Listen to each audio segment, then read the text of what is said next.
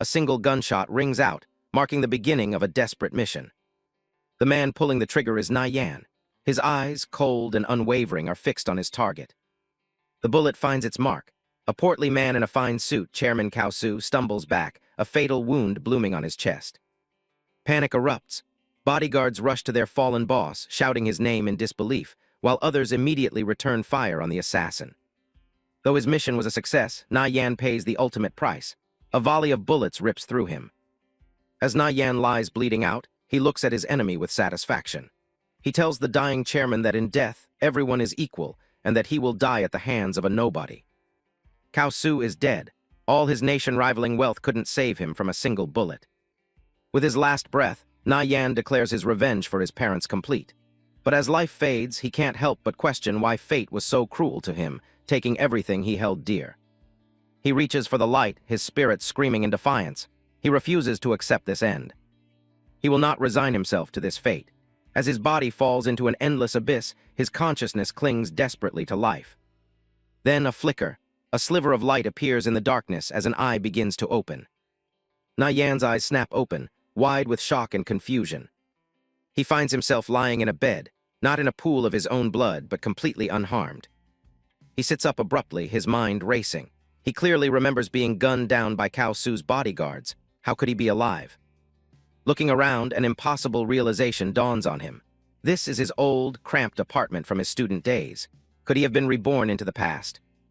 A news report on the small TV catches his eye. It's about the explosive launch of the immersive VRMMO Conviction. He stares at the screen, his eyes widening. Conviction's servers had just opened. This confirms it. He really came back. He picks up a dusty picture frame, staring at his younger self as he reintroduces himself to the world. The photo is of his parents, a bittersweet memory of a happier time. He begins to reminisce. Back then, his parents traded strategic metals at the border, earning a massive fortune when the state bought them at a huge markup. With that capital, his father started a smelting company, and their family became wealthy almost overnight. They were swimming in money, living a life of luxury, but the good times weren't destined to last. When he was 25, Cao Su's Century Financial Group targeted his father's business. The friends his father had trusted were all bought off, turning on him in an instant. The company collapsed and went bankrupt. His father, unable to bear the failure, took his own life, and his mother died soon after of a broken heart. He was left all alone. Looking at his reflection, he admits that the inherited wealth had made him lazy, causing him to waste his life. It was only after losing everything that he chose a final suicide run to drag Cao Su down with him. But now the heavens have given him a second chance. His eyes burn with a new fire as he clenches his fist, vowing that this time he won't lose a single thing. He knows exactly where to start. The game Conviction was a cross-era phenomenon that would change the world, attracting countless financial groups. It was the very foundation upon which Cao Su's empire was built. The game quickly became humanity's second world. And in his past life, Nie Yan wasn't just a player. He was a legendary level 180 great thief. He grabs his phone to check the date. It's July 25th, 2025. Conviction has only been open for 7 days. A wave of relief washes over him. He can still make it. This is the perfect chance for a comeback. He calculates that at this early stage, the highest level player on the leaderboards would only be around level 5. With his memories of the future, catching up will be easy. He remembers that at this point in time, his younger self still had some savings. He checks his account and finds just enough money to buy an entry-level gaming helmet. His hand tightens on his shirt, his knuckles turning white. He thinks of Cao Su, the man who destroyed his family, and a cold fury settles in his heart. With newfound purpose, he gets dressed and heads out. This time, he is changing everything. Later that night, the light in his small apartment stays on, a beacon of his resolve under the full moon. Helmet in hand, he knows he's starting 7 days behind everyone else.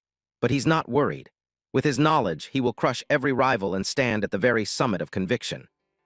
Without a moment's hesitation, he puts on the helmet, ready to dive back into the world he knows so well. His consciousness fades from the real world, and a system window appears before him. He is entering conviction. The first step is character creation. He's presented with a map of the world and prompted to select his starting country. The world of conviction is split into 3 major factions. The first is the lawful good, righteous faction, which holds both the Viridian and Satrine empires. The Viridian Empire is a human nation, ruled by a council of elders, home to classes like clerics, mages, and assassins. The Satrine Empire is a tribal alliance of proud dwarves, fierce orcs, and elegant elves. Next is the lawful evil dark faction, consisting of demon and undead tribes ruled by powerful dictators. Finally, for players who prefer a more peaceful route, there's the neutral faction, which includes races like the giant tribes. Nie Yan doesn't need to think twice. In his last life, he chose the Viridian Empire's Gale Thief class. After pouring years of blood, sweat, and tears into it, he knows every single skill and quest by heart. Choosing it again is the only way to maximize the advantage his rebirth has given him. With absolute confidence, he makes his choice. The system confirms he has selected the Gale Thief class and will be born in the Viridian Empire. With his origin and class set, he is taken to the nomming screen, ready to forge a new legend. He types in his new identity, Nirvana Flame, a name signifying his rebirth from the ashes of his past life. The system confirms his choice. The character Nirvana Flame has been created. He enters the game, materializing in the bustling spawn point of Calor City, the main hub of the Viridian Empire. As soon as he arrives, a familiar status window appears before him, level 1 thief with 5 available points to distribute. A smile creeps onto his face. That feeling. It's back, and this time he knows exactly what to do. Wasting no time, he immediately allocates his starting points, 3 into strength and 2 into agility. He recalls messing up his build in his past life, wasting precious time. He won't make the same mistake twice. He takes a look around the bustling city square. The teleport point is swarming with new players, all starting their journeys in this new world. He watches other players hawking their wares. One is trying to sell a common dagger for 2 copper coins, claiming it's a huge upgrade over the starter gear. Nie Yan smirks. He knows that exact dagger sells for a single copper coin in a nearby town. He remembers foolishly falling for that scam in his last life, but not this time. He remembers everything. Just then, another merchant catches his eye. A level 3 paladin named Flying Stone is selling a stealth skill book, shouting for all the rookie thieves to take a look. Other new players grumble about the price. 6 coppers is a fortune for them as they're all broke. But for Nie Yan, this is a golden opportunity. He walks up to Flying Stone's stall and asks for the price. The paladin grins, confirming the listed price of 6 copper. Nie Yan's mind races. Stealth is essential for the early game. With it, he can access a hidden chest in the Wild Cat Zone, a level 5 area near Track Town. Since most players are still low level, the chest should be completely untouched. With a confident smile, Nie Yan makes an outrageous proposal. He tells Flying Stone to give him the book for free, and in return, he'll reveal a secret farming spot that yields over a dozen stealth books a day. Flying Stone is furious. Seeing Nie Yan is only level 0, he assumes he's just some nutjob trying to scam him out of a valuable skill book and tells him to get lost. Unfazed, Nie Yan calmly tells him to hold on. He then reveals that he knows exactly where Flying Stone got the books, by farming fallen shamans in Link Town. Flying Stone is stunned into silence. Nie Yan presses his advantage, rattling off the exact coordinates of the farming spot, asking, "Am I right?" The paladin breaks into a cold sweat. This stranger knows his secret coordinates.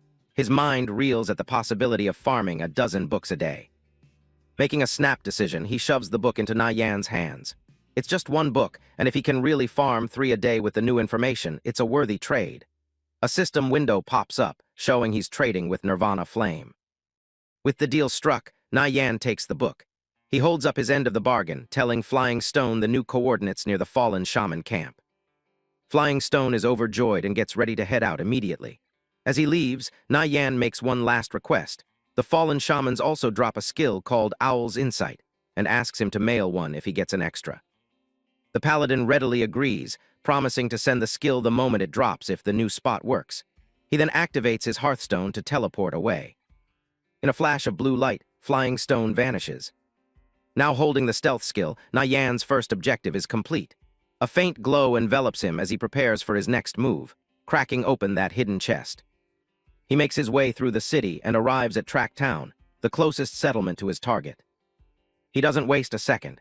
He uses the skill book, and a system window confirms that he has learned Stealth, a skill that allows him to enter a concealed state. With a single step, he activates the ability. Dark, shadowy energy swirls around him. He vanishes from plain sight, moving like a ghost through the crowded streets of Track Town. Using his agility, he easily leaps over the town walls, avoiding the guarded gates entirely. He lands silently in the forest outside, already sprinting towards the high-level hunting ground where his treasure awaits. Still under the cover of stealth, he arrives at his destination, the Wildcat Zone. The forest is teeming with danger. Vicious wild cats, ranging from level 2 to level 4, roam the area, ready to pounce on any unsuspecting player. From the safety of the trees, he spots his prize. A silver chest sits on a high branch, surrounded by a patrol of deadly level 5 wild cats. He knows that in Conviction, chests are ranked by rarity, with the loot getting better the higher the rank. The tiers range from common to silver, gold, dark gold, and finally the ultra-rare legendary chests. His eyes lock onto the target. That's it, the hidden silver chest. Its loot is fixed, and once opened, the chest vanishes forever. He breathes a sigh of relief, knowing he was the first to find it. He steels himself for the risk. For a level 0 player like him, entering a level 5 zone is normally a suicide mission. But there's a silver lining. At this level, there's no XP loss upon death. With nothing to lose and everything to gain, he reactivates his stealth skill and prepares to move in. He moves through the undergrowth like a phantom, carefully weaving his way past the prowling cats. He leaps into the branches of the ancient tree, his eyes fixed on the chest. He knows he has to be quick. Stealth only lasts for 2 minutes, and opening the chest takes time. Suddenly, one of the wild cats below stops, its glowing red eyes sensing that something is wrong. It lunges, swiping at the air where Nie Yan had just been. He knows he can't get too close to the monsters, or his stealth will be broken instantly. He gracefully leaps from branch to branch, using his agility to stay above the confused but agitated cats. He lands silently on the thick branch, right next to his target. Without a moment to lose, he reaches for the chest. The opening chest progress bar appears. His heart pounds in his chest. He forces himself to remain calm, knowing his invisibility could fail at any moment. Perched high in the tree, he works on the lock while the pack of wild cats circles below, growing more restless by the second. Success, with a satisfying click, the chest pops open. The system informs him it took a tense 27 seconds. His eyes gleam with triumph. He pulls out a skill book from the chest. "Got it," he whispers. His path to perfect leveling has just begun. The reward for his gamble is the skill book Vital Strike.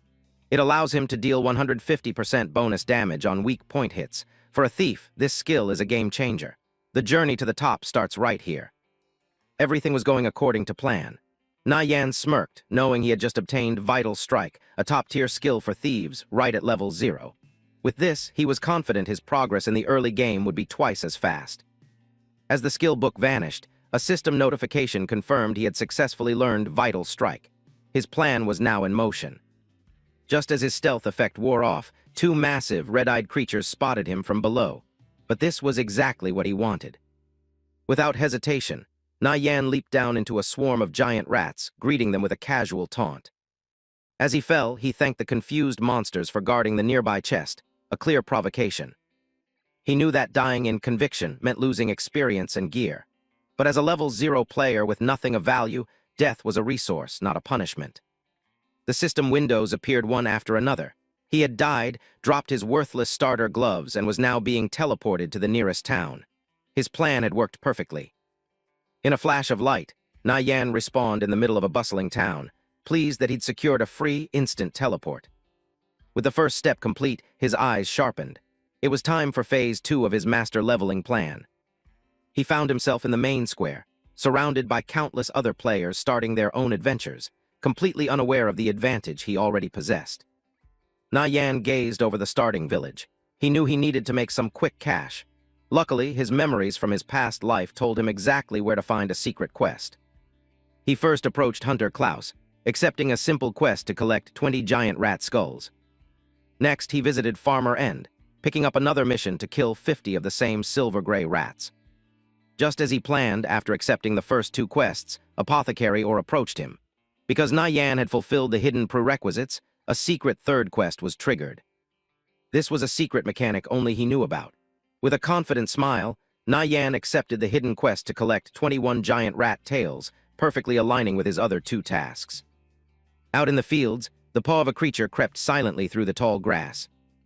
It was a silver-gray giant rat, the very monster he needed to hunt to complete all 3 of his quests at once. Nie Yan lunged forward, unleashing Vital Strike. The skill, which didn't even require a dagger, dealt a massive 21 points of damage, far more than a level 0 player should be capable of. The rat collapsed instantly. A skull and a tail appeared as loot, putting him on the fast track to completing his missions. To his surprise, his very first kill yielded a rare gear drop, glowing brightly in the field. The item was a pair of tough leather leggings, common gear but a valuable find for any new player. Nie Yan immediately recognized its value. Selling these leggings on the auction house would provide the extra copper he needed for the next stage of his plan. But his hunt was just beginning. Soon, he was facing not one but an entire pack of the giant rats. He moved like a blur, chaining vital strikes together, efficiently cutting down one monster after another. It was clear this farming session would be over in no time. His expression was sharp and focused, like a seasoned veteran flawlessly executing a well-rehearsed strategy. For the next hour, he repeated this process without stopping. An hour later, after relentlessly grinding, Nie Yan returned to the village, his inventory full of the quest items he needed. He turned in all his items, completing the quests for Hunter Klaus, Farmer End, and the hidden one for Apothecary Ore. As a reward, he received 34 copper coins and some health potions. Without wasting a moment, he listed the leather leggings he found on the auction house. With his funds secured, he headed straight for the weapon shop. His destination was the town's main weapon shop, the next critical step in his plan. Inside, the shopkeeper gave him a hearty welcome, boasting that his weapons were the best in the land. But Nie Yan wasn't here to browse.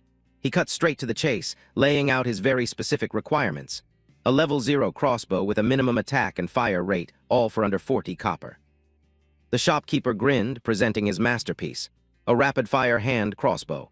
With its triple-shot effect, it was the perfect fit for Nie Yan's needs, priced at exactly 35 copper. Nie Yan confirmed the purchase immediately, also buying 9 bundles of 1,000 iron bolts each. The total cost came to 44 copper, almost all the money he had. With his new weapon and a massive supply of ammunition in hand, he left the shop as the owner wished him safe travels. Now fully equipped, Nie Yan set his sights on his true objective, the Bison Zone. He knew the game had a strict level suppression system. The monsters in the Bison Zone were level 8, impossibly strong for a low-level player. Even high rankers couldn't touch them at this stage. But Nie Yan was unfazed. He was confident that with his knowledge from the future, he could overcome the massive level gap, even as a level 0 player. He arrived at the Wild Bison Zone. The area was a vast, open plain dotted with herds of high-level monsters and treacherous, rocky cliffs. Nie Yan carefully made his way through a narrow ravine, heading for a very specific location he remembered. He climbed to a high ledge, reciting a set of coordinates from memory. This was it, the exact spot he was looking for. From his perch, he scanned the fields below and quickly found his target, the zone's boss, the Bison Chieftain. It was a formidable level 8 chieftain rank monster, an enemy that no player should even dream of fighting at this stage of the game. But Nie Yan was perfectly calm. This spot gave him the perfect angle and distance.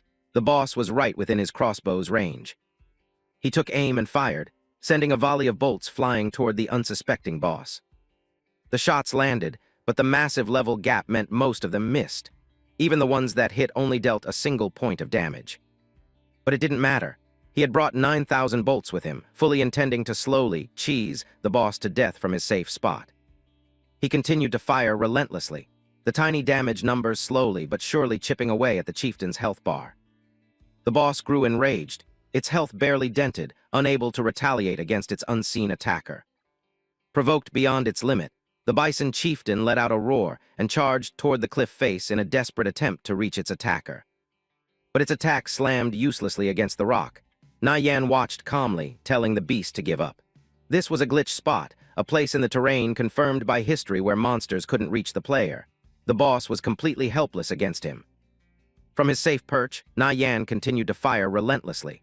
Even though most shots missed, he just needed one to hit every so often, slowly chipping away at the boss's immense health. The air was filled with the sound of thousands of bolts flying through the air, a testament to his unwavering patience. He watched his ammunition count drop from over 8,000 to 6, then 5. It was a long and grueling process. 3 hours later, the Bison Chieftain's health was finally in the red. It let out a final, agonizing roar, its defeat imminent. Nie Yan was sweating, exhausted from the sheer monotony. He had burned through nearly 4,000 bolts and couldn't believe the beast was still alive. With one final shot, a bolt flew true, striking the enraged chieftain right between the eyes. Its health bar finally hit 0. The seemingly invincible boss was defeated by a single level 0 player. The massive creature began to sway, its enormous body losing all strength. With a final, heavy thud, the bison chieftain collapsed, shaking the very ground beneath it. A system window exploded in front of Nie Yan. He had killed the bison chieftain, earning a staggering 1800% experience bonus due to the level gap. In an instant, he shot straight up to level 2. His long and patient battle had paid off immensely. He jumped down from the cliff, eager to see what loot the boss had dropped. He couldn't believe his eyes. The boss had dropped a horned dagger, a bronze-grade weapon, an incredibly rare find at this stage of the game. In Conviction, gear was ranked from common to legendary. Since elite monsters were so scarce, the drop rate for stat-based gear was less than 1 in 1,000, making every piece a treasure. A bronze weapon alone boasted 20% more attack than common gear, and came with a valuable bonus stat. Nie Yan knew this level 5 dagger was worth a fortune, at least 3 silver coins. But first, he needed to get its unidentified stats revealed. Just then, he got 2 notifications. His leather leggings had sold for 8 copper, and he was receiving a call from a player named Flying Stone, a paladin he vaguely remembered. Flying Stone appeared on the call, ecstatic. He gushed about how the farming coordinates Nie Yan gave him worked wonders, boosting his leveling speed by 50%. He felt like he was ripping Nie Yan off, having only traded a single book for such a great spot. Nie Yan coolly told him not to worry about it, simply asking for a copy of the Owl's Insight skill book if it ever dropped. Flying Stone enthusiastically agreed, then curiously asked how a level 0 player like Nie Yan knew about that spot. Nie Yan gave a simple lie, claiming he had a previous high-level account before re-rolling as a thief. This immediately impressed Flying Stone, who assumed he must have been a top-tier ranker. Changing the subject, Flying Stone asked if Nie Yan's main had ever run the Fallen Shaman camp. He explained that his own team had wiped there multiple times, losing gear and EXP. Sensing an opportunity, Nie Yan calmly offered a full, clear guide for the camp. The price, 2 silver, non-negotiable. Flying Stone was shocked he even had one. Overjoyed, Flying Stone placed his full trust in him, promising to go convince his captain to pay up right away. After finishing the call, Nie Yan refocused on his prize. It was time to get his new dagger identified. He made his way back to Track Town, heading for the appraiser to get his new weapon's stats revealed. Inside, a beautiful elf appraiser with sharp eyes greeted him. He presented the unidentified weapon, asking for her services. The elf appraiser examined the weapon with a knowing smile and quoted the price for her services, a steep 10 copper coins. Nie Yan was surprised by the high fee, but he knew exactly what it implied. In Conviction, identification fees were a percentage of an item's value. A 10 copper fee meant the dagger was worth at least 12 silver on the open market. This was a worthy investment. Without a second thought, he handed over the coins and confirmed the identification. The appraiser began her work, channeling a powerful energy that enveloped the dagger in a brilliant, golden light. The results were staggering. The horn dagger was a bronze-grade weapon with a level 0 requirement. It provided a massive plus 18 to his attack stat and an additional plus 5 to strength. Nie Yan was ecstatic.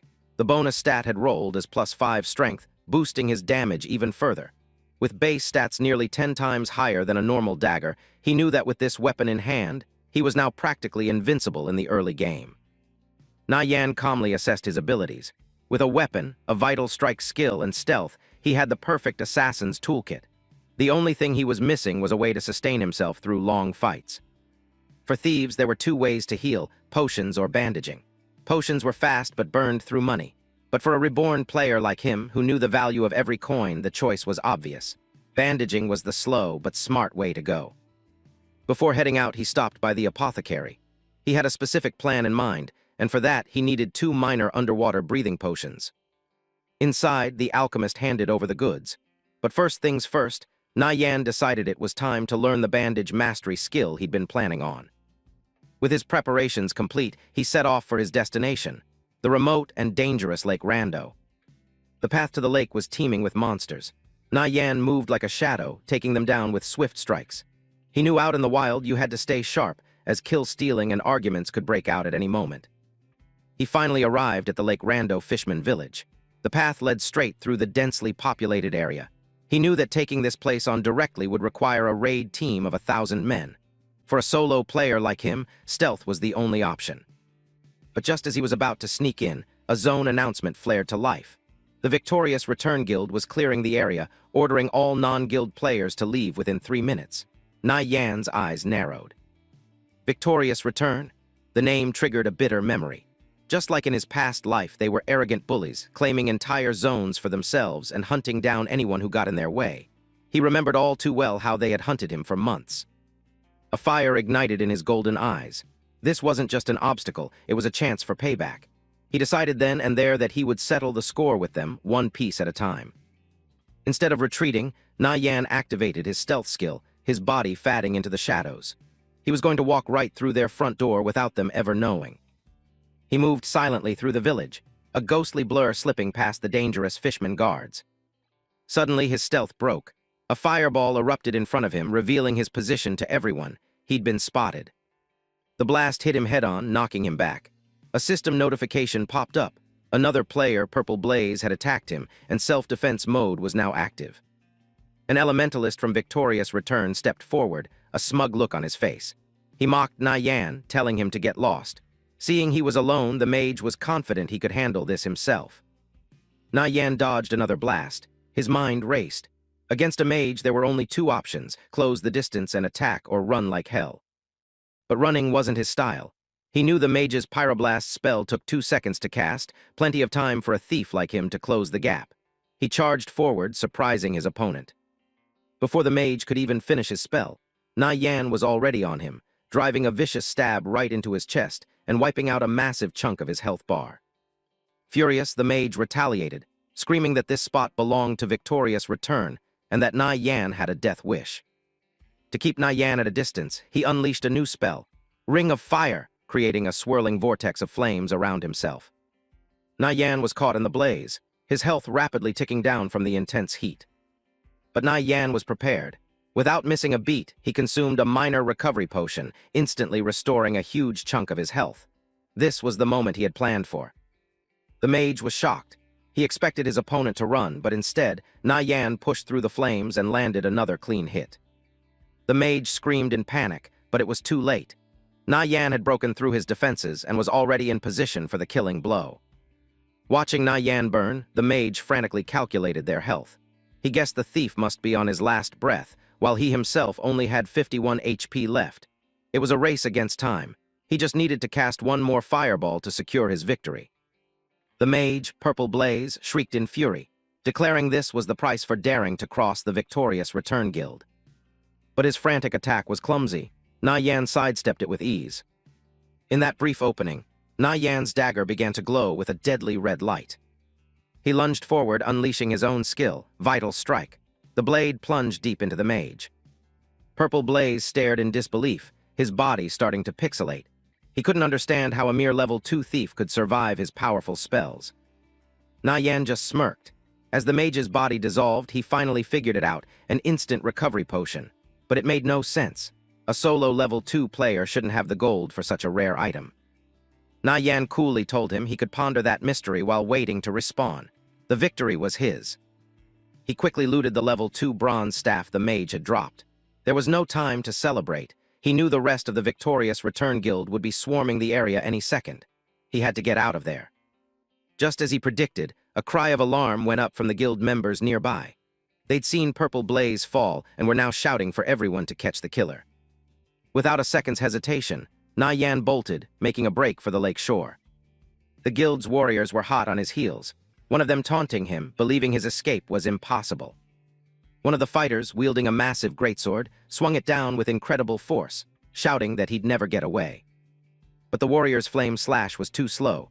Nie Yan dodged it cleanly. The warrior was stunned. He couldn't believe the thief was fast enough to dodge an attack like that.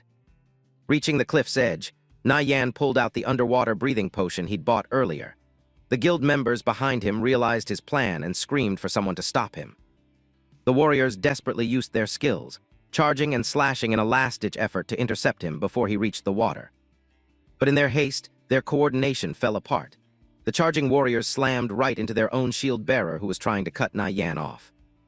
Nie Yan glanced back. a faint smile playing on his lips as he watched his pursuers stumble over each other. Their attacks hit nothing but air and rock as he gracefully leaped from the cliff. With a loud splash, he disappeared beneath the waves of Lake Rando. The victorious return members could only stare helplessly at the water. They cursed in frustration. Without water-breathing potions of their own, they had no way to follow. A woman who seemed to be in charge arrived, demanding to know what happened. One of the warriors reported that their target had escaped into the lake. The leader calmly issued her next order. Find out when Purple Blaze respawns and get the thief's player ID from him immediately. The report came in from the respawn point, relaying the message from Purple Blaze. The mysterious thief finally had a name, Nirvana Flame. As the guild leader on the surface vowed revenge, Nie Yan descended into the quiet depths of the lake. He had made a powerful enemy, but everything was going exactly according to his plan. Finally safe beneath the waves, Nie Yan breathed a sigh of relief. He'd shaken off the victorious return goons. Now it was time to collect his real prize. He remembered a hidden chest somewhere in these depths. Thanks to his memories, it didn't take long. Tucked away in the seaweed was the hidden treasure he was looking for. Inside, he found exactly what he came for, the fishman's water-repelling pearl, a special item that would let him breathe underwater for a full 30 minutes. It wasn't a particularly rare item, but for his current plan, it was a lifesaver. Just as he pocketed it, a trident shot passed his face. He'd been spotted. He had stumbled right into a fishman den. The creatures were swarming him from all sides. He knew fighting them here in their home turf was suicide. But as he looked up towards the surface, a clever idea began to form. The commotion he caused underwater had alerted the entire fishman tribe on the shore above. Meanwhile, the victorious Return Guild was still cutting a path of destruction through the fishman village, completely unaware of the new threat approaching. Nie Yan swam for the surface, intentionally luring the enraged horde of underwater fishmen right into the path of the unsuspecting guild. From the safety of the water, he watched with a grin as his two groups of enemies clashed. He couldn't help but thank Victorious Return for unknowingly clearing a path for him. With the coast now in chaos, he swam towards his true destination, soon arriving at the central lake island. He broke the surface, taking a deep breath of fresh air. His plan had worked perfectly. But just as he did, a sudden scream for help echoed from the island. He turned to see a girl in trouble. He froze, that voice, that pink hair. It was Yao Yao, the holy mage from his old party. He couldn't believe fate had brought them together again so soon. Memories of their past life together flooded his mind. The battles they fought, the quiet moments by the campfire. They had a deep history, and finding her here and now, it felt like destiny. Back in the present, he saw Yao Yao struggling in the water, trying to fend off 3 aggressive water spiders. Without a second thought, he dove back into the water to help her. He closed the distance in an instant, unleashing a vital strike on one of the spiders attacking her. Surprised by the sudden help, Yao Yao quickly recovered and cast her own spell, Holy Judgment, on another spider. His physical strike and her holy magic hit their targets at the exact same moment. It was as if they had been fighting alongside each other for years. Together they made short work of the monsters. Standing on the shore, as the last spider dissolved, she turned to him and gave a simple, heartfelt thanks. He casually replied not to mention it, then introduced himself with his in-game name, Nirvana Flame. She repeated the name, Nirvana Flame, a flicker of recognition in her eyes. The name clicked in her mind, Nirvana Flame, which translated directly to Nie Yan. As she wondered if it was the Nie Yan she knew from real life, she formally introduced herself as Yao Yao. A friend request from Nirvana Flame immediately popped up. She smiled, telling him that since he saved her, they should add each other so she could return the favor. With the friend request accepted, a notification confirmed their new connection. Nie Yan smiled and asked what brought her all the way out to this remote island. Yao Yao explained she was farming the spiders for their water sacs. Coincidentally, Nie Yan was after a different drop from the same monsters, fine silk. Seeing they had a common goal, he suggested they party up. She readily agreed, and to his surprise, immediately opened a trade window. As a thank you gift, she offered him the fine silk she had already collected. The trade went through, and Nie Yan found himself with 12 spools of fine silk. At the current market price, that was easily worth 36 copper, a small fortune for a new player. She insisted, saying that 36 copper was a small price to pay for saving her life, especially since she didn't need the silk anyway. Hearing that, Nie Yan accepted her generous gift. But their conversation was cut short as a monstrous shape burst from the water. It was the Water Spider Lord, a chieftain-level boss. Yao Yao panicked. A chieftain was far too strong for two low-level players to handle alone. But there was no time to run. A notification confirmed their party was official and the fight was on. Nie Yan took the lead, instantly closing the gap and landing a solid vital strike on the boss. Without missing a beat, Yao Yao backed him up, unleashing a powerful, holy judgment of her own. Her holy magic slammed into the giant spider, dealing heavy damage and staggering the beast. The spider retaliated with a vicious swipe, but a quick warning from Nie Yan gave Yao Yao just enough time to leap out of the way. Switching tactics, Nie Yan drew his crossbow. He shouted that he would draw the boss's attention, telling her to focus on dealing damage.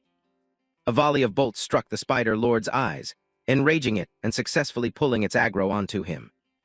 Nice, with the boss distracted, Yao Yao seized the opportunity to unleash her most powerful spells one after another. A brilliant beam of holy energy engulfed the Water Spider Lord, dealing a critical blow. The combined assault was too much. The mighty chieftain collapsed and sank beneath the waves, defeated. As the waters calmed, Yao Yao stood in stunned silence. She couldn't understand it. Fighting alongside him felt so natural. They had taken down a chieftain like it was just another weak monster. Their synergy was flawless, as if they had been teammates their entire lives. Nie Yan noticed her quiet, thoughtful expression and casually asked what was on her mind. Startled, she said it was nothing. She quickly changed the subject, complimenting his incredible skill and asking why a player like him was playing solo. He simply replied that he was used to it. Hearing he was a solo player gave her an idea. With a hopeful smile, she mentioned that her group was preparing to raid the Treant Forest and invited him to join them. Nie Yan asks about their team's shield warriors, wanting to know their exact stats. Yao Yao tells him they have 2 with 53 defense and 230 HP. He tells her it's not enough. The boss has a hidden critical hit chance that'll one-shot anyone with less than 60 defense. Yao Yao is stunned. She's never heard anyone mention a critical hit chance from the Treant King. She says getting bronze gear to hit 60 defense is just too difficult right now. Nie Yan offers another way. He takes over as commander for the team. Yao Yao agrees to try and convince the others, even if it's a long shot. The boss goes down, and Nie Yan moves in to check the loot. He pulls out some fine silk gauntlets, surprising her with his high-level appraisal skill. Since they're bronze-tier mage equipment, he hands them right over to her. The boss also dropped a rare thief skill book called Assassinate. Nie Yan keeps the skill book and the silk for himself. Yao Yao is thrilled with the haul, not even trying to be polite about taking the gear. Suddenly, a system message pops up. The server is closing for maintenance in 3 minutes. She waves him off, promising to see him next time. Nie Yan logs off as his character dissolves into pixels. He wakes up in his room, realizing it's already the morning of the second day. He decides that while he's leveling up in the game, his real body needs to stay in shape too. He knows Cao Su will have bodyguards, so he can't afford to be weak this time around. He heads out for a run through the city streets. Suddenly, a truck screeches its tires right in front of him. The impact sends him tumbling onto the pavement. He groans on the ground as someone rushes over to check if he's okay. It's Zai Yao, his deskmate from his past life. She scolds him for being so careless when she sees he's bleeding.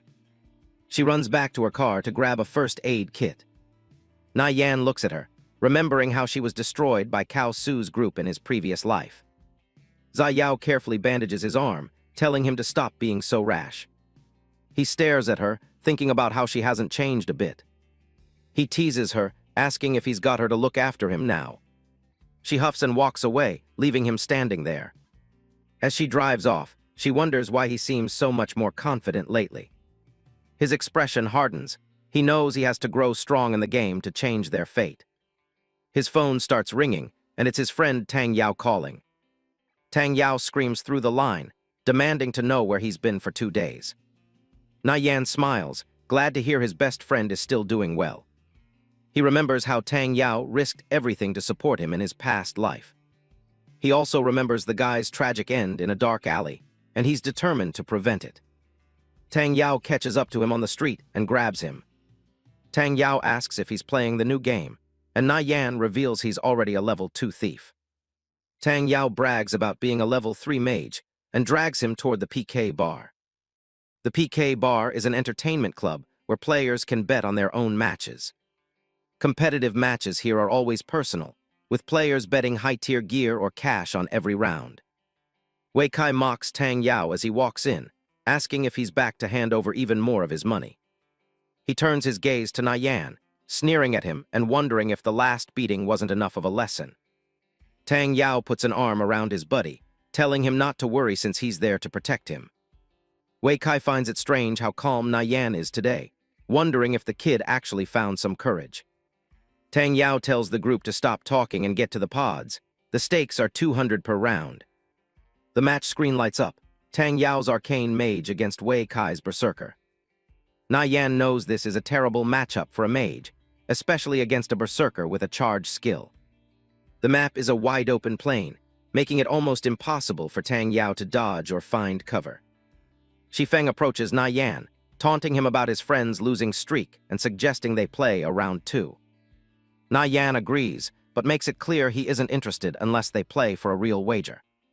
Shifeng gets heated, putting his entire 700 on the line for a single match. The screen updates for the next duel, Nie Yan's Wind Thief against Shifeng's Ranger. The map is a dense bamboo forest, a perfect playground for a thief.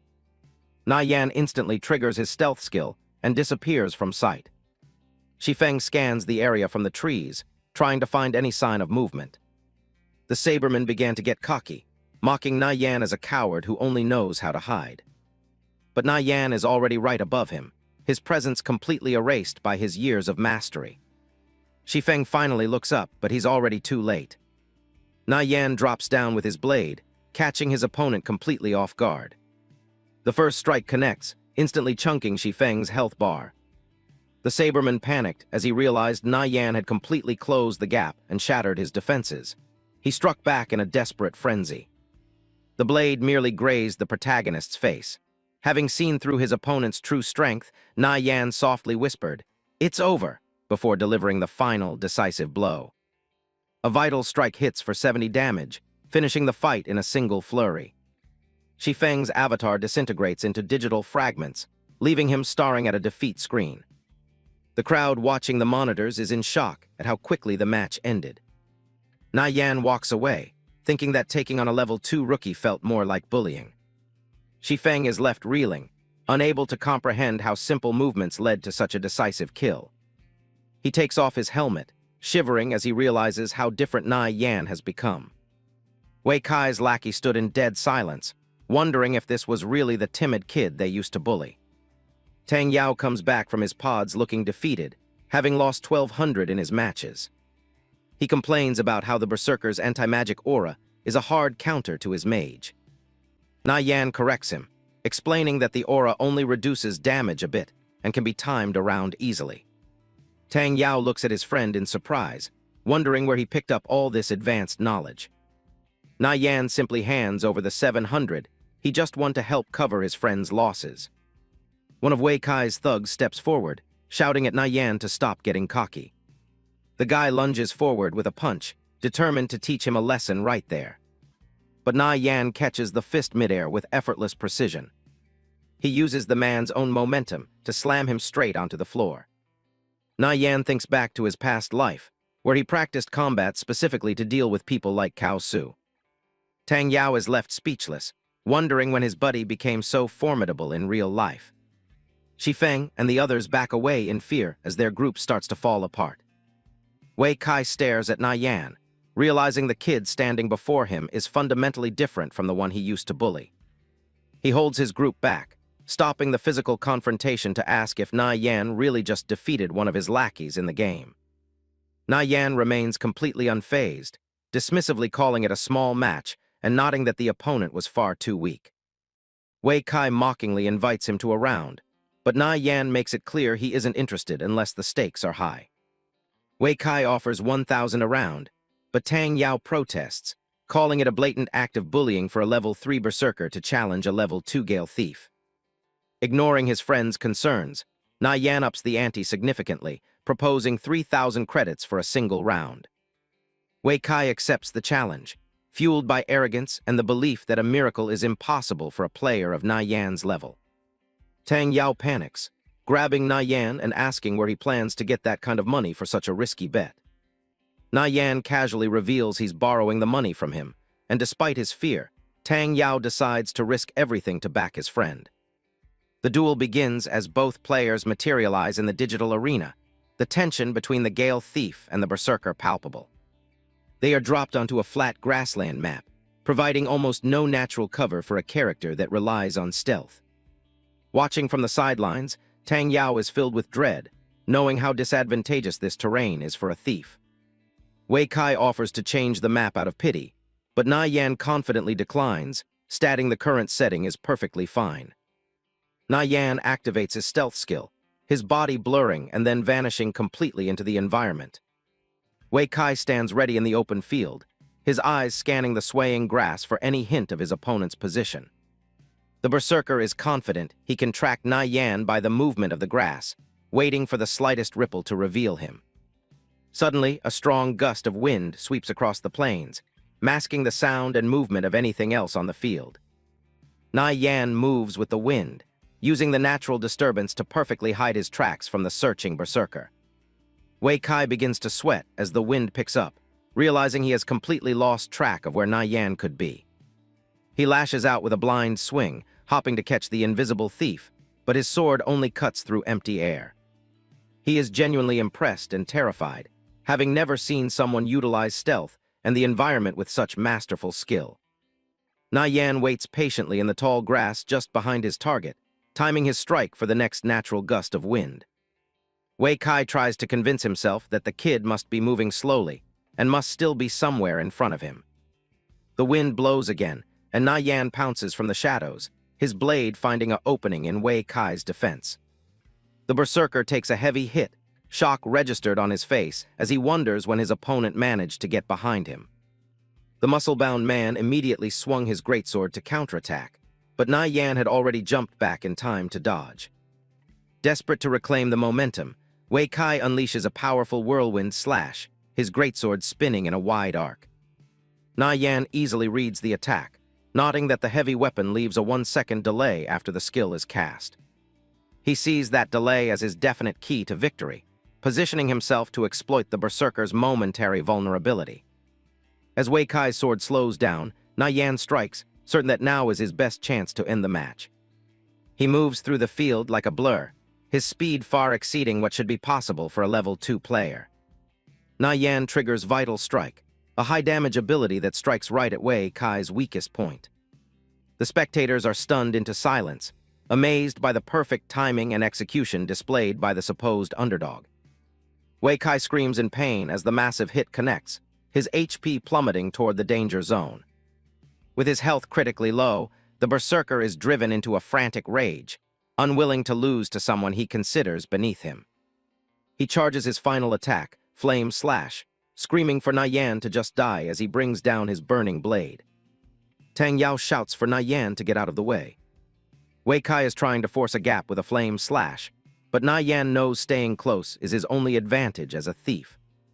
The blade connects, tearing a chunk out of his health bar. Wei Kai laughs, calling him arrogant for trying to tank a direct hit. The berserker winds up for a massive 1-strike slash. A red arc of energy cuts through the air. The crowd thinks it's over, knowing that a successful charge will stun the thief and end the fight. Somehow, Nie Yan ducks right under the swing at point-blank range. He knows the charge distance is shorter than his dagger's reach. This is his chance. A quick counterstrike catches the warrior off guard. The impact sends a shockwave through the field. Wei Kai's health hits 0 instantly. Nie Yan slides back, barely maintaining his stance after taking the initial blow. The victory screen pops up, leaving the thief as the last one standing. The crowd is stunned. A level 2 thief just took down a level 3 berserker. Back in reality, Wei Kai stares at his helmet in disbelief. Tang Yao rushes over to celebrate, but Nie Yan just shrugs it off as a fluke. His friend is convinced he's a pro and begs for arcane mage tips. Wei Kai approaches the two of them. Surprisingly, he takes the loss like a man, and even invites them to his bar later. He turns to leave with his crew. His subordinate is confused by the kindness, but Wei Kai warns him that the kid is dangerous and shouldn't be an enemy. Nie Yan promises to help his buddy out once they're back in the game. Later that night, the grind doesn't stop. Nie Yan hits the floor for some sit-ups, realizing that a strong character needs a strong pilot. He pushes through a set of push-ups. After working up a sweat, he gets ready to dive back into Conviction. He slides the helmet on and initiates the login. Digital fragments coalesce as he manifests back into the world. A friend request from Ezzy pings on his interface. A message from Flying Stone arrives with the payment for the walkthrough he provided earlier. He accepts the request, figuring he can carry his friend through the Treant Forest later. But first, he has a hidden quest to turn in. He finds Physician Blevins and hands over the fine silks he gathered. The old man is impressed and offers to teach him a special skill as a reward. A prompt asks if he wants to learn intermediate combat bandage. Nie Yan accepts immediately. This was exactly what he came for. The skill allows him to restore 20 health over 10 seconds, even while in combat. The quest isn't over yet, sitting at only 20% completion. He realizes this is a rare chain quest. Blevins asks for even more silk, and Nie Yan is more than happy to oblige. A system notification pings on Nie Yan's screen. A pink-haired girl tells him the group is ready, and Nie Yan says he's on his way. He plans to farm some rare items in the Treant Forest to complete a high-level chain quest. Over at the track town teleport point, Tang Yao is already there, wondering where his friend is. Nie Yan shows up and tells him they're going after the Treant King today. They approach a large group of players waiting for them. Yu Lan and Yao Yao wave them over. Tang Yao's jaw drops at how attractive the girls are. The girl tells Nie Yan she had a tough time convincing Yu Lan to let him lead. A thief named Chen Bo scoffs, clearly not happy about the newcomer. Nie Yan gives a simple greeting, but Yu Lan can already tell he's the real deal by his calm vibe. Nie Yan gets straight to the point. He's confident, but only if he's the captain and everyone follows his orders. The other members aren't so sure about this. Chen Bo barks back, asking why they should listen to an outsider who might get them all killed. Yu Lan snaps at Chen Bo, reminding him they already agreed to the terms. She apologizes to Nie Yan for her teammates' attitude. Nie Yan doesn't budge. It's his way or the highway, and anyone who isn't down can leave right now. A system prompt appears as he forms the team. The players start joining one by one. Yu Lan makes it clear, if anyone tries to sabotage the run, they're kicked for good. Chen Bo reluctantly joins up, still looking sour. To settle the nerves, Nie Yan offers a deal. If they wipe because of his mistakes, he'll pay everyone 10 silver coins. The group is stunned. 10 silver is a massive fortune at their level. Yu Lan and Yao Yao are impressed by how bold he's being. Nie Yan starts the prep by having everyone report their names and stats. A tanky warrior reports in first. The rest of the mages and warriors follow suit. Nie Yan tells them all to go buy specific haste and strength potions. The mages start complaining about the cost, worried they won't even break even. Chen Bo mocks him, saying that buying all these potions is just a waste of money. Tang Yao fires back, offering to lend him some cash if he's too broke to afford them. The two start getting into a heated shouting match. Yao Yao asks if they really need this much for a normal run, but Nie Yan just tells her to trust him. He drops the bombshell. They aren't doing the normal dungeon, they're going for expert difficulty. Yu Lan gives the final word and tells everyone to gear up exactly how Nie Yan said. With everyone ready, the team heads out of the city gates. They arrive at the dense, misty entrance of the Treant Forest. Nie Yan tells the group to hang back while he activates the entrance. He finds the ancient stone tablet hidden among the trees. Ancient text begins to glow as he interacts with it. He mutters about the dark elves as the portal to the forest finally opens. Nie Yan stares at the difficulty selection screen. Without a second thought, he selects expert mode. A surge of energy teleports the entire team into the dungeon. The system title card for the Treant Forest appears. A notification confirms they've entered at expert difficulty. The team panics, realizing they're in way over their heads. Yu Lan realizes Nie Yan did this on purpose. Chen Bo loses it, accusing Nie Yan of sabotaging the run to make them lose XP. Nie Yan isn't bothered. He tells the coward he's free to leave whenever he wants. Yao Yao steps in, telling Chen Bo that Nie Yan is her guest and he needs to stop the constant targeting. Chen Bo tries to save face, claiming he has no personal problem with her. But inside, he's fuming that she's defending an outsider over him. Nie Yan breaks it down. It's just 30% more HP and more coordination. Nothing impossible. Yu Lan still wonders where his massive ego is coming from. Yao Yao asks if he's truly sure, and Nie Yan tells her to just relax. Chen Bo watches the back of Nie Yan's head, hoping he fails. The group moves deeper into the eerie, vine-covered woods. Suddenly, Nie Yan senses an attack and tells everyone to scatter. Massive roots whip out from the earth. Chen Bo is caught off guard and gets completely wrapped up. He struggles as the vines tighten their grip. A towering tree appears, ready to crush its prey. The monster squeezes the life out of the thief. Chen Bo screams for Nie Yan to save him. Another treant joins the attack from the shadows. Nie Yan doesn't hesitate, shouting orders for the mages to unleash everything. The shield warriors rush forward to create a wall. One of the tanks braces for impact as a vine slams into his shield. Spells fly from the backline, hitting the monster with everything they've got. A blast of energy explodes against the treant's trunk.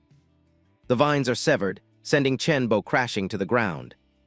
He immediately blames Nie Yan, accusing him of seeing the trap and not warning him. Nie Yan points out that even the warriors dodged it. His failure is his own fault. Tang Yao laughs, saying any random player would be a better thief than this guy. Yu Lan tells Chen Bo he's embarrassed himself enough for one day. Nie Yan decides to take point and clear the way properly. The team picks up the pace, rushing through the forest. They keep a tight formation as they run. Nie Yan spots a massive log trap and tells everyone to stay back. He leaps into the air with incredible speed. Mid-air, he skillfully cuts through a series of tripwires. He looks back, making the expert-level maneuvers look like child's play. Nie Yan continues his run, slicing through forest traps with surgical precision. Watching from the sidelines, Tang Yao is visibly shaken by Nie Yan's fluid mastery of the thief class. Yu Lan and the rest of the party can only stare in awe at his efficiency. Driven by jealousy, Chen Bo tries to show off, claiming he can clear traps just as easily. He recklessly charges forward, his boot coming down hard on a hidden pressure plate. In an instant, lethal spikes erupt from the ground, catching the arrogant thief in a deadly snare. Panic sets in as Chen Bo realizes he has no way to dodge the killing blow. Just before the spikes can claim him, a strong hand catches his arm and yanks him back. He is thrown unceremoniously to the safety of the dirt, gasping for air. Nie Yan looks down at him with cold indifference, calling him out for his amateurish mistakes. Humiliated, Chen Bo lashes out, accusing Nie Yan of deliberately leading him into the trap. Tang Yao steps forward, furious that someone would bite the hand that just saved their life. Nie Yan doesn't flinch, stating plainly that Chen Bo is simply unworthy of his class. Blinded by rage, Chen Bo draws his blade and challenges Nie Yan to a 1v1 duel. He lunges at the silver-haired thief, his movements sloppy and predictable. Nie Yan effortlessly shuts down the attack, mockingly suggesting Chen Bo bring friends next time. The thief stands frozen, stunned by the sheer gap in their power. Yu Lan and Yao Yao quickly intervene, expressing their deep disappointment in Chen Bo's behavior. Desperate, Chen Bo tries to play the outsider card to turn his old teammates against Nie Yan. To his shock, even the team's tank tells him to shut up and stop the senseless targeting. Realizing he's lost his standing, Chen Bo lets out a bitter, mocking laugh before deciding he's done. A system notification chimes as Chen Bo leaves the party and vanishes into the dark woods. Yao Yao offers a sincere apology for the drama, but Nie Yan is glad to be rid of the dead weight. Looking ahead, Nie Yan resolves that he will eventually need to handpick his own elite squad. Yu Lan calls for focus. They still have a dungeon to clear and time is of the essence. 30 minutes later, the group reaches a dense part of the forest blocked by 18 treants. Yu Lan is hesitant to engage such a large group, but Nie Yan has already formulated a plan. He positions himself high above the forest floor, scouting the enemy formation from a branch. The team watches from below, unsure of what their new leader is planning. Nie Yan draws his specialized hand crossbow, a tool perfect for high-level pulling. With a confident smirk, he prepares to show them the art of god-tier monster management. Nie Yan pulls out a 3-shot hand crossbow and fires without hesitation. The arrows split midair, striking 3 separate points deep in the forest. Boiled Water and the others watch in shock, wondering if he just messed up his shot. Nie Yan doesn't miss a beat, barking out specific coordinates for Boiled Water to hold. The arrows did exactly what they were supposed to, waking up a large group of treants. The monsters roar and start swarming toward the team's position. Yao Yao is speechless. Using a 3-shot crossbow to pull aggro like that is legendary. Yu Lan asks where she found this guy, realizing that luring 18 treants at once takes insane precision. She stares at him, finally seeing that Nirvana Flame is on a completely different level. The treants crash into their line, swinging their heavy branches with massive force. Nie Yan keeps his cool, telling Boiled Water to steady his center of gravity while the others focus fire. He leaps into the fray, his strikes glowing with a burst of electric energy. Boiled Water braces behind his shield, amazed that Nie Yan's advice is actually making the blocks easier. Yu Lan and the priestess provide cover, telling the tank to hang on while they move to support. A massive shockwave ripples through the woods as they clash with the timber beasts. They take down the first few, the giant trees crumbling into piles of wood. As the dust settles, a golden glow catches their eye from the remains. Yu Lan picks up a pair of bronze-grade gauntlets, stunned that expert difficulty drops loot this easily. Yao Yao asks how he pulled that off, and Nie Yan just gives a confident smirk. He tells them to keep the momentum going, so they can clear the rest of the forest. He fires again, expertly pulling the next wave of monsters into their trap. They carve through the treants, the forest floor filling with debris. Nie Yan moves like a shadow, taking down targets with ruthless efficiency while the girls watch in awe. 20 minutes later, the team takes a breather, surrounded by the spoils of a successful run. Deep in the dark woods, the atmosphere shifts as they head into uncharted territory. Nie Yan looks ahead, focused on the goal he's been aiming for since they entered. He tells everyone to rest for a bit, promising that the real rewards are still waiting for them. Instead of following the main path, Nie Yan points toward the west. Yu Lan hesitates, remembering that way is a dead end, but Nie Yan tells them to just trust him. He knows exactly what he's doing, heading for a hidden storyline no one else has discovered. A faint flute melody drifts through the trees, making the group stop in their tracks. They spot a figure sitting on a rock in the distance, the treant herder Ianpat. The old man sits alone, playing a somber tune for the forest he used to guard. He tells them of a time when treants and humans lived side by side in peace. Everything changed when dark cultists appeared, bringing a corruption that poisoned the woods. The treants lost their minds, turning into mindless killers that slaughtered everyone in sight. The Council of Elders eventually stepped in, planning a crusade to stop the Treant King. Ianpat warns them to leave before nightfall, when the monsters become even more powerful. Nie Yan bows respectfully, explaining that they're here to take down the treants and restore order. The old man's face contorts with rage as he mentions the beasts who stole his flute. Yu Lan and Yao Yao can't believe their eyes. He's actually triggering a hidden quest. Tang Yao watches his friend in disbelief, wondering when Nie Yan became such a monster in this game. Nie Yan explains that triggering this hidden quest is their only shot at taking down the expert-grade Treant King. Ianpat is shocked the young rogue actually spotted the Dark Elves who have been causing all this chaos. The old herder hands over some dust of appearance, telling them they must reclaim his stolen flute. It's a specialized consumable that reveals any hidden enemies in the immediate area. With the special item in hand, Nie Yan signals the rest of the team to follow him. He grabs onto a thick vine to begin his descent into the ravine below. He slides down with ease, leading the way into the shadows. Yao Yao asks if he can actually track down those elves, and he's 100% sure he can. The dead forest looms under a cold, full moon as the team pushes deeper into the unknown. The group traverses a narrow stone ledge, with the drop-off disappearing into the pitch black. Nie Yan stops the group right in their tracks, declaring that they've got their targets cornered. Yao Yao is confused how he's so certain, but he knows they've been stalked since they first entered. Suddenly, she gasps as she senses something cold and malevolent nearby. Dark smoke begins to swirl around them. The hidden stalkers have finally decided to reveal themselves. Nie Yan and Yu Lan crouch in the shadows of the cave. He explains that these two dark elves are skittish, so they have to take them down in one clean move before they can bolt. A dark, mist-like shadow creeps across the rocky floor as one of the elves wanders past their hiding spot. The entire team waits in silence further down the passage, watching the faint outlines move toward the trap. Nie Yan lunges forward and tosses the revealing dust. They took the bait perfectly. The shimmering powder coats the air, forcing the invisible stalkers to show their forms. Two puny dark elves are suddenly caught in the open, looking completely panicked now that their cover is blown. One of the elves lets out a desperate roar as it tries to find an escape route.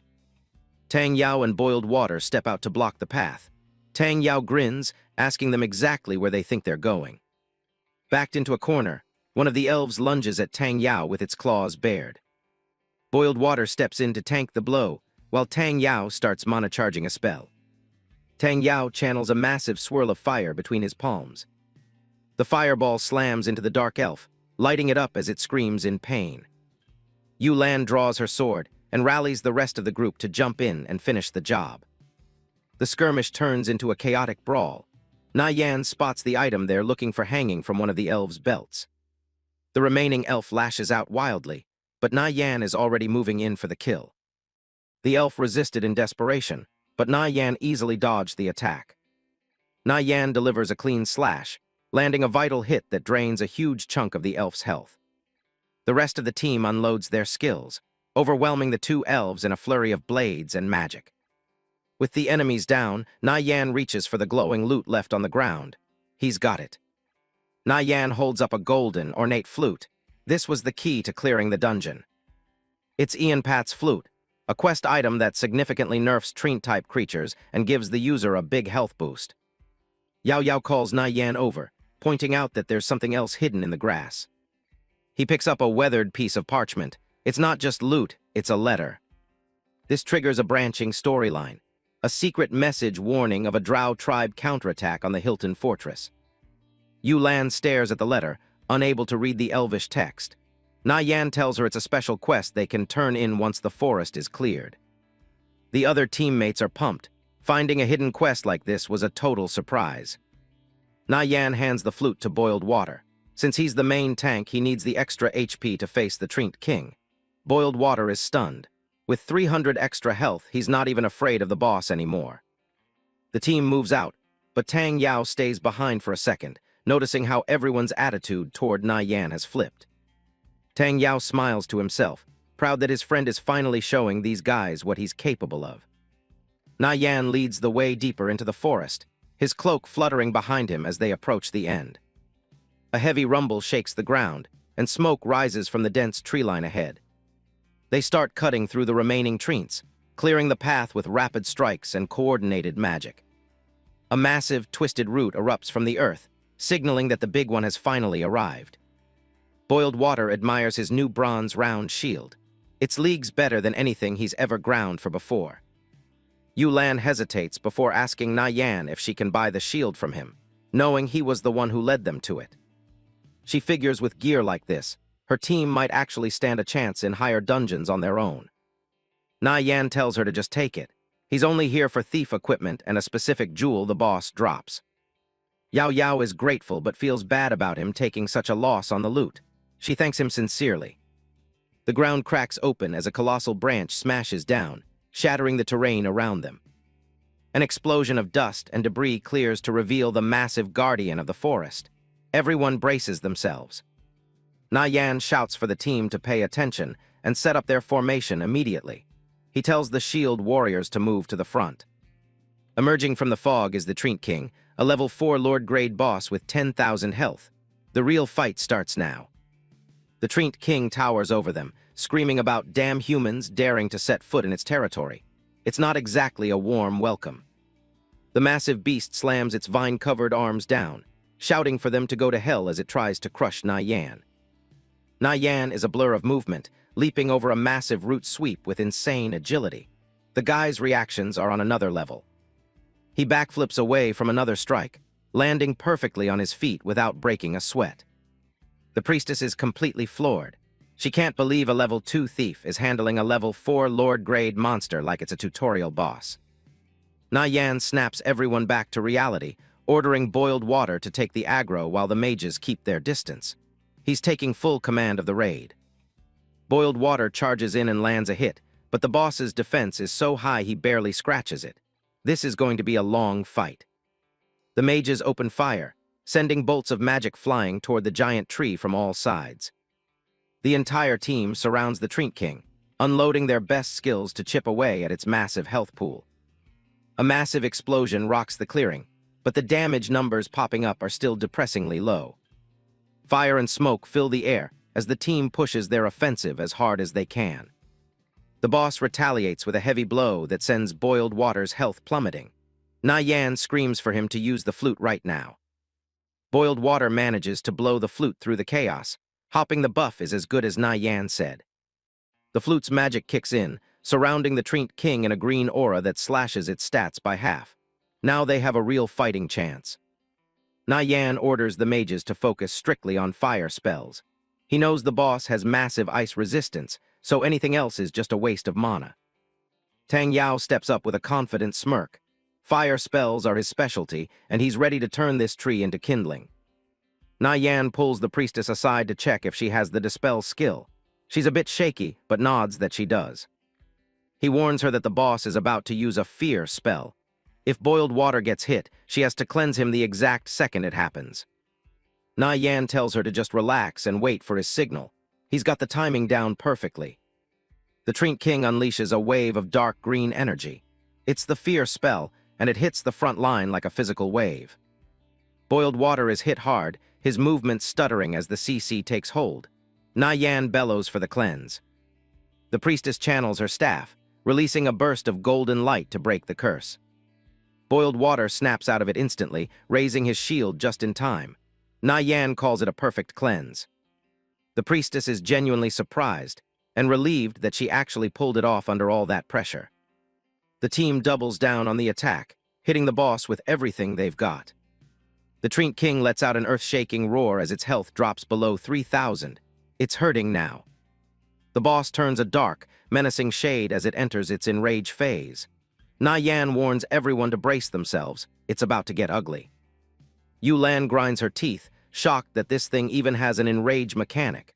She wasn't prepared for the boss to get faster and stronger. Nie Yan barks out orders for Boiled Water to switch to a full defensive stance. He needs to survive the next few seconds at all costs. He tells the healers to start chugging their mana pots and spamming heals non-stop.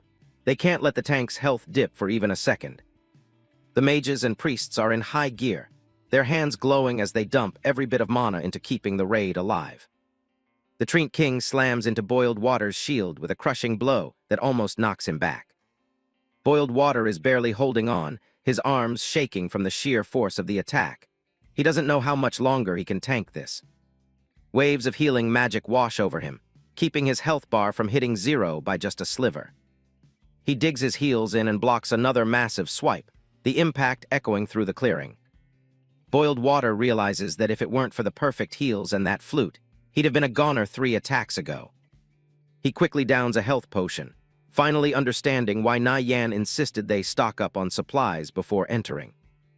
The enraged Trink King gathers its power for one final, desperate flurry of attacks. The ground shatters as the boss's roots smash down, but the tank is still standing in the middle of the debris. Nie Yan calls for a final push. The boss is at death's door, and they just need one good burst to finish it off. Yulan and the other melee fighters unleash their strongest skills, Holy Light Slash and Heroic Strike connecting at the same time. A blinding surge of magic slams into the Trink King as the entire team unloads every last bit of their power. This is it. Nie Yan lunges forward for the finishing blow, his blade glowing with lethal energy. This is the moment they've been working for. The Trink King is completely exposed, its massive form unable to defend against the thief's lightning-fast strike. Vital Strike, Nie Yan plunges his blade home, dealing a massive finishing blow that finally empties the boss's health bar. The giant tree lord lets out one final, agonizing roar as it begins to crumble from the inside out. In a spectacular explosion of green light and splintering wood, the Trink King is finally defeated. A heavy silence falls over the clearing as the smoke clears. The team stands in shock, barely able to process that they actually cleared an expert dungeon boss. Yao Yao and the others are breathless. She never thought this ragtag party could actually pull off a victory against a Lord-grade enemy. Boiled Water and the priestess are already praising Nie Yan. They know they would have been wiped out 10 times over if it wasn't for his perfect shot calling. Shafts of golden light descend as the massive XP reward hits the party. Everyone's levels are jumping up after taking down such a powerful boss. Nie Yan ignores the celebration for a moment, walking toward the shimmering loot left in the boss's wake. He finally found it. He holds up a glowing amber gemstone, the Featherfall jewel. All that effort and planning was worth it just for this one legendary drop. A dark gold quality accessory with no level requirements. This is a holy grail item for a thief, providing insane stat boosts and a unique weight reduction effect. Nie Yan just hit the jackpot.